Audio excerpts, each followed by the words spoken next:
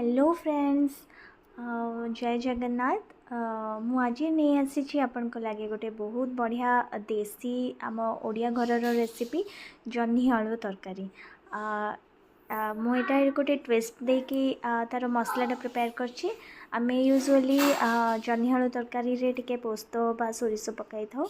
मु आज ताको चिना बादाम दे करिछि। आपन थरे टिए ट्राई करंतु।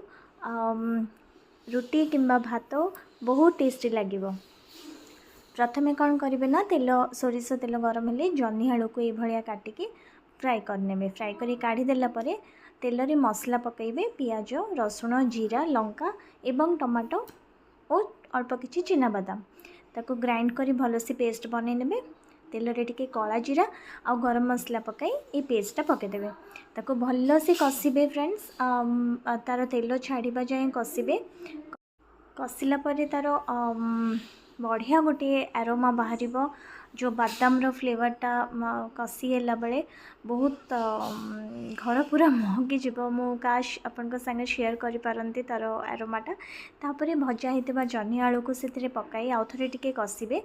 कषिला परे टिके अल्प आपन जदि ग्रेवी मोटा रखा को चाहते तो नहले पतला भी चलिबो।